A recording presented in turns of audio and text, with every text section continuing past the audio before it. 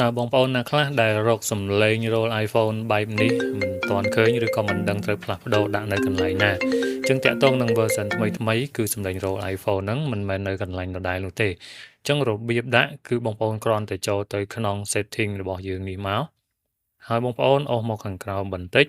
យើងចូលទៅកន្លែង sound and haptic អញ្ចឹងបន្តមកទៀតបងប្អូននឹងឃើញកន្លែងនេះគឺជាកំណត់សំឡេង roll ទូរស័ព្ទរបស់យើងខ្លាំងឬតិចហើយបន្តមកទៀតបងប្អូនអមមកខាងក្រោមយើងនឹងឃើញ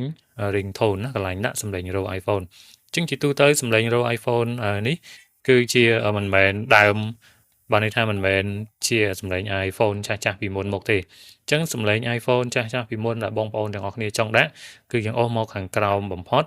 បងប្អូននឹងឃើញពាក្យថា classic អញ្ចឹងបងប្អូនចូលទៅកន្លែង classic ហ្នឹងមកហើយបងប្អូនអូសមកខាងក្រោមអញ្ចឹងអានេះគឺជាសំឡេងចាស់ដំបូងណាហើយអានេះគឺជាសំឡេងដែលបងប្អូនទាំងអស់គ្នានិយមចូលចិត្តប្រើអញ្ចឹងបងប្អូនយកសំឡេងហ្នឹងហើយបងប្អូនចុចថយមកវិញមកគឺវានឹងជាប់សំឡេងនៅកន្លែងហ្នឹងហើយណាអញ្ចឹងនៅពេលដែលគេតេមកគឺបងប្អូននឹងឃើញសំឡេងរយឈ្មោះហ្នឹងគឺ opening ពេលដែលគេតេមកគឺនឹងឮសំឡេង iPhone ពីមុនមកវិញហើយអញ្ចឹងបងប្អូនចង់ផ្លាស់ប្ដូរគឺយើងចូលទៅកន្លែងហ្នឹងវិញដដែលមកអញ្ចឹងបងប្អូនអាចទៅរើសយកនៅ